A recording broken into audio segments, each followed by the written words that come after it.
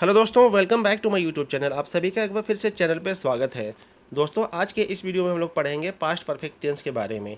Past perfect tense के बारे में आज हम लोग सीखेंगे, इसका पहचानने का तरीका क्या होता है, स्ट्रक्चर क्या होता है, रूल्स क्या होता है और affirmative sentence, negative sentence, interrogative sentence, सभी तरह का सेंटेंसेस के बारे में आज हम लोग अच्छे से जानकारी हासिल करेंगे।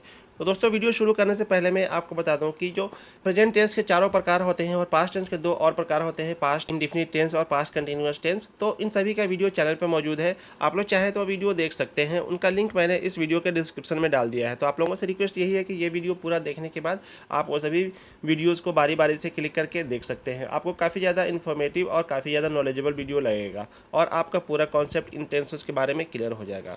तो अब हम लोग इस वीडियो को ऊपर आते हैं और आज हम लोग सीखते हैं कि हम लोग कैसे पास्ट परफेक्ट टेंस को पहचानेंगे। तो हिंदी में इसका पहचानने का तरीका क्या है वो मैं आपको बता देता हूँ। तो जिन हिंदी वाक्यों के अंत में चुका था, चुकी थी, चुके थे या आ था, ई थी, ए थे, आते हों, ऐसे वाक्य पास्ट परफेक्ट टेंस के होते हैं। तो दोस्तों, प्रेजेंट परफेक्ट टेंस का जो पहचानने का तरीका होता है उसमें रहता है चुका है, चुकी है, चुके, लेकिन उसके उलट यहाँ पे चुका था, चुकी थी और चुके थे रहते हैं पास्ट परफेक्ट टेंस में, क्योंकि पास्ट परफेक्ट टेंस में हमेशा था, थी का यूज़ किया जाता है, क्योंकि सारे काम बीते हुए समय में होते हैं। तो आज हम लोग सीखेंगे पास्ट टेंस के बारे में। तो आप लोगों से रिक्वेस्ट यही है कि वीडियो को एंड तक बने रहिए। तो दोस्तों, यहाँ पे मैं आपको बता दूँ कि पास्ट परफेक्ट टेंस का यूज कहाँ पे और कैसे होता है। नॉर्मली होता क्या है कि पास्ट इंडेफिनिट टेंस और पास्ट परफेक्ट टेंस दोनों में कुछ ज़्यादा फर्क नहीं रहता है। तो अब हम लोगों को ये समझने में थोड़ी सी कन्फ्यूजन होती है कि किस सेंटेंस को हम लोग पास्ट इंडेफिनिट में ट्रांसलेट करें और किस सेंटेंस को पास्ट परफेक्ट में। तो यहाँ पे मैं आपको बता दूं कि जब पास्ट के भी पास्ट में कोई काम होता है तो उसको हम लोग पास्ट परफेक्ट में पढ़ते हैं। नहीं समझ में आए ना, कोई बात नहीं, आप ये वीडियो पूरा एंड तक देखिए। एग्जाम्पल से मैं आपको पूरी अच्छी तरीके से समझाऊंगा, तो आज के बाद से आपको इसके बारे में कोई भी कन्फ्यूजन नहीं रहेगा। तो मैं आपको बता रहा था कि पास्ट के पास्ट में जब कोई काम होता है तो उसको हम लोग पास्ट परफेक्ट टेंस में पढ़ते हैं। तो इसको समझने के लिए हमें एक कंबाइंड सेंटेंस का सहारा लेना पड़ता है जिसमें दो तरह के काम होते हैं। तो यहाँ पे देखिए, मैंने एक एग्जाम्पल लिया है कि डॉक्टर के आने से पहले रोगी मर चुका था, यानी कि डॉक्टर के आने से पहले मरीज मर चुका था। तो अब आप लोग यहाँ पे देख सकते हैं कि यहाँ पे दो काम हो रहे हैं, एक डॉक्टर का आना और एक मरीज का मरना। तो यहाँ पे जो काम पहले ख़त्म हो चुका था उसको हम लोग पास्ट परफेक्ट टेंस में पढ़ेंगे।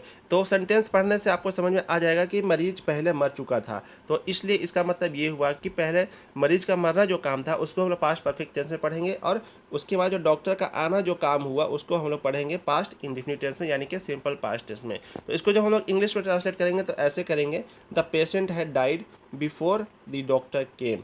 यहाँ पे देख सकते हैं आप लोग, द पेशेंट है डाइड यहाँ पे लगा हुआ है, इसका मतलब कि ये पास्ट परफेक्ट टेंस में है। और डॉक्टर केम, डॉक्टर का आना जो है सो वो पास्ट इंडेफिनिट टेंस में है, यहाँ V2 यूज़ किया हुआ है। आप लोग जानते होंगे पास्ट इंडेफिनिट टेंस में V2 का यूज़ किया जाता है। उसी तरह से एक और एग्जांपल से हम लोग समझते हैं, बारिश के आने से पहले हम लोग बाजार जा चुके थे। तो यहाँ पे भी दो काम हो रहा है, बारिश का आना और हम लोगों का बाजार जाना। तो इनमें से सबसे पहले काम कौन सा खत्म हुआ था? तो हम लोगों को बाजार जाना पहले ख़त्म हो चुका था, तो ये पास्ट का भी पास्ट हो गया। इसका मतलब ये हुआ कि हम लोग बाजार जा चुके थे, इसको हम लोग पास्ट परफेक्ट टेंस में ट्रांसलेट करेंगे। तो कैसे ट्रांसलेट करेंगे वो मैं आपको आगे वीडियो में बताऊंगा कैसे हमको करना है, लेकिन यहाँ पे मैं इसको ट्रांसलेट करके फिलहाल बता देता हूँ। We had gone to the market, इसको हम लोग पास्ट परफेक्ट टेंस में बनाएं और बिफोर हम लोग लगाएंगे पहले के लिए, और रेन केम इसको पास्ट इंडेफिनिट में ट्रांसलेट किया गया, यानी कि एक सेंटेंस होता है पास्ट परफेक्ट टेंस में और एक पास्ट इंडेफिनिट टेंस में। तो चलिए अब हम लोग इसका रूल समझ लेते हैं, स्ट्रक्चर समझ लेते हैं। सबसे पहले हम लोग सीखेंगे अफर्मेटिव सेंटेंस का स्ट्रक्चर। यहाँ पे मिस प्रिंट हो गया है, मिस टाइपिंग हो गया है, ये इंट्रोगेटिव का नहीं अफर्मेटिव का स्ट्रक्चर है। अफर्मेटिव आप लोग इसको करेक्ट कर लीजिएगा। अफर्मेटिव का स्ट्रक्चर हम लोग सबसे पहले पढ़ते हैं, तो सबसे पहले हम लोग पढ़ेंगे। तो अफर्मेटिव का स्ट्रक्चर जो होता है उसमें हम लोग सबसे पहले सब्जेक्ट को रखते हैं, उसके बाद हेड आता है, उसके बाद वर्ब के 3 फॉर्म को यूज़ किया जाएगा, थर्ड फॉर्म को, उसके बाद ऑब्जेक्ट आएगा। तो अब हम लोग इसको एग्जाम्पल से समझेंगे तो क्लियर हो जाएगा। तो दोस्तों, यहाँ पे मैंने पहला एग्जाम्पल लिया है कि मेरे पहुँचने से पहले मेरी माताजी खाना पका चुकी थी। यहाँ पे देख सकते हैं आप लोग दो काम हो रहा है, एक माताजी का खाना पकाना और एक मेरा पहुँचना। तो इसमें जो पहला काम खत्म हुआ था वो माताजी खाना पका चुकी थी पहले ही, मेरे पहुँचने से पहले ही खाना पका चुकी थी, यानी कि ये काम जो है तो वो पहले ख़त्म हो चुका था। तो इसको हम लोग पास्ट परफेक्ट टेंस में इसको कन्वर्ट करेंगे, पास्ट परफेक्ट टेंस हम लोग इसको ट्रांसलेट करते हैं। तो ये चीज़ें सबसे पहले सेंटेंस में रखी जाती है। तो इसको हम लोग क्या करेंगे, सब्जेक्ट यहाँ पे क्या है, माई मदर, तो माई मदर हम लोग सबसे पहले लिखेंगे, उसके बाद हैड लगाना है, और कुकिंग का थर्ड फॉर्म होता है कुक्ड और खाना का होता है फूड। तो हमने इस तरह से इसको ट्रांसलेट कर दिया, my mother had cooked food. Past perfect tense में हमने इसको ट्रांसलेट कर दिया।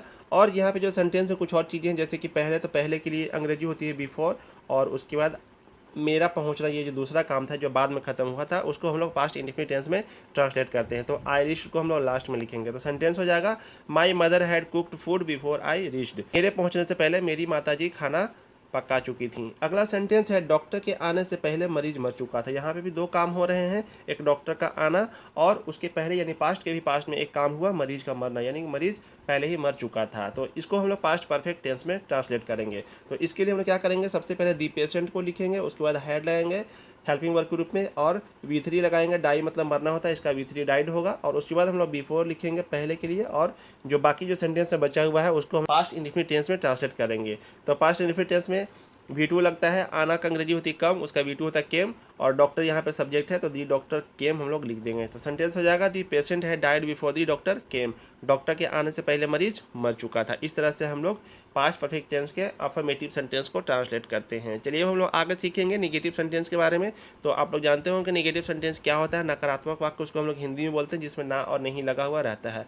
बेसिकली उसमें नहीं लगा हुआ रहता है ज़्यादातर। इसका स्ट्रक्चर हो जाएगा सब्जेक्ट को सबसे पहले लिखा जाएगा, उसके बाद हेड को लिखा जाएगा, उसके बाद नोट को लिखा जाएगा, उसके बाद V3 आएगा और सबसे लास्ट में ऑब्जेक्ट आएगा। तो अब हम लोग इसको भी एग्जांपल से समझते हैं। तो पहला एग्जांपल मैंने लिया है, उसने डिनर से पहले अपना गृह कार्य पूरा नहीं किया था। यहाँ पे देखिए नहीं लगा हुआ है, निगेटिव का सेंटेंस है। तो इसको भी हम लोग बिल्कुल उसी तरह से करेंगे। सबसे पहले हम लोग पहचानेंगे कि पास्ट के भी पास्ट में कौन सा काम हुआ था, यानी कि सबसे पहले कौन सा काम खत्म हुआ था। तो यहाँ पे सेंटेंस पढ़ने से पता चल रहा है कि गृह कार्य पूरा नहीं करने का काम पहले खत्म हो गया था, इसलिए इसका ट्रांसलेशन पास्ट परफेक्ट टेंस में होगा। तो इसके लिए हम लोग क्या करेंगे, सबसे पहले सब्जेक्ट को लिखेंगे। तो सब्जेक्ट यहाँ पे शी है, उसके बाद हेड लगाएंगे और निगेटिव के लिए नोट लगाएंगे। हम करना को इंग्लिश में फिनिश बोलते हैं, इसका थर्ड फॉर्म होता है फिनिश्ड।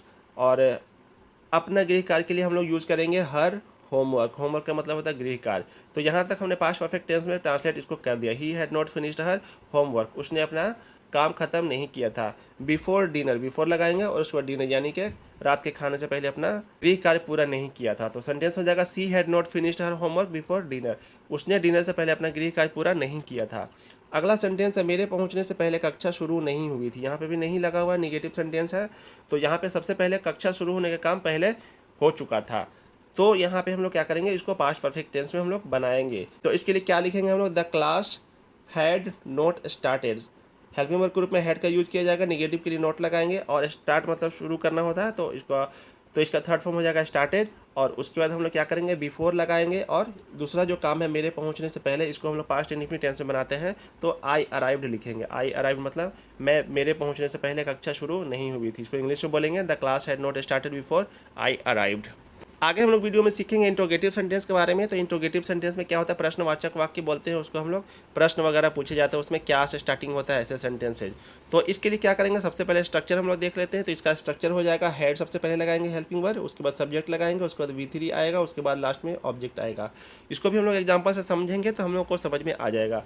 जब आप पहुंचे तो क्या बस जा चुकी थी। यहाँ पे देखिए आप लोग, क्या बस जा चुकी थी, ये बस जाने के काम पास्ट के भी पास्ट में खत्म हो गया था। तो इसका ट्रांसलेशन हम लोग पास्ट परफेक्ट टेंस में करेंगे। तो इसके लिए हम लोग क्या करेंगे, सबसे पहले हेड लगाएंगे, उसके बाद सब्जेक्ट यानी दी बस को लिखेंगे और उसके बाद लीव का थर्ड फॉर्म हो जाएगा लेफ्ट, हम लोग लेफ्ट लिखेंगे। तो इसका मतलब ये होगा कि हैड द बस लेफ्ट, क्या बस जा चुकी थी। और उसके बाद जब की अंग्रेजी हम लोग यहाँ पे लगाएंगे वेन। जो दूसरा काम है उसको पास्ट इंडेफिनिट टेंस में ट्रांसलेट किया जाता है, इसलिए हम लोग यहाँ पे V2 यूज करेंगे। तो यू अराइव्ड हो जाएगा। अगला सेंटेंस है क्या उसने बाहर जाने से पहले अपना होमवर्क कर लिया था। तो यहाँ पे अपना होमवर्क करने का काम पहले ही खत्म हो चुका था, तो इसलिए इसका ट्रांसलेशन हो जाएगा पास्ट परफेक्ट टेंस में। तो इसको हम लोग कैसे करेंगे, सबसे पहले हेड लिखा जाएगा, उसके बाद सब्जेक्ट ही लिखा जाएगा और काम फिनिश करना का हो जाएगा डन, और अपना गृह का यानी कि हिज होमवर्क, और उसके बाद हम लोग पहले की अंग्रेजी लगाएंगे बिफोर, और बाहर जाना की हो जाएगी गोइंग आउट। तो इस तरह से सेंटेंस हो जाएगा had he done his homework before going out, क्या उसने बाहर जाने से पहले अपना होमवर्क कर लिया था। तो दोस्तों उम्मीद है आप लोगों को पास्ट परफेक्ट टेंस का कॉन्सेप्ट समझ में आ गया होगा। एक बार फिर से मैं आपको बता देता हूँ कि पास्ट के भी पास्ट में जो काम होता है उसके लिए हम लोग पास्ट परफेक्ट टेंस का यूज़ करते हैं। नॉर्मली हम लोग पास्ट में कोई भी काम को बताने के लिए पास्ट इंडेफिनिट का यूज़ करते हैं, लेकिन जब उसके भी पास्ट में कोई काम बताना होता है तो हम लोग पास्ट परफेक्ट टेंस का यूज़ करते हैं। और उसके लिए उसको अच्छे से समझने के लिए हम लोगों को कंबाइंड सेंटेंसेस का सहारा लेना पड़ता है, जिसमें दो तरह के काम होते हैं। तो एक काम पास्ट इंडेफिनिट टेंस में होता है और एक पास्ट परफेक्ट टेंस में, यानी कि जो काम पहले खत्म हो चुका रहता है उसके लिए हम लोग पास्ट परफेक्ट टेंस का यूज़ करते हैं। तो अब हम उम्मीद करते हैं कि आप लोगों को बहुत अच्छी तरीके से समझ में आ गया होगा और आप लोग पास्ट इंडेफिनिट और पास्ट परफेक्ट का फ़र्क करना समझ गए होंगे। तो दोस्तों अब आपको करना क्या है, आपका फीडबैक बहुत ही ज़्यादा महत्वपूर्ण होता है, काफ़ी ज़्यादा इंपॉर्टेंट होता है। तो आप अपना फीडबैक कमेंट बॉक्स में कमेंट करके दीजिए कि आपको वीडियो कैसा लगा। आप लोग बताइएगा तो हमें बहुत ही अच्छा रहेगा। और अगर आपको वीडियो अच्छा लगता है तो वीडियो पे एक प्यारा सा कमेंट कर दीजिए, वीडियो को लाइक कर दीजिए और अपने दोस्तों के साथ शेयर कर दीजिए, ताकि वो लोग भी पास्ट परफेक्ट टेंस के बारे में जानकारी हासिल कर सके। और अगर आप चैनल पर नए हैं तो चैनल को आप सब्सक्राइब जरूर कर लें, इससे हमें काफ़ी ज़्यादा मोटिवेशन मिलता है, काफ़ी ज़्यादा इंस्पिरेशन मिलता है। दोस्तों यहाँ तक वीडियो देखने के लिए आपका बहुत बहुत धन्यवाद। हम आपसे मिलेंगे अगले वीडियो में, तब तक के लिए थैंक यू सो मच। जय हिंद।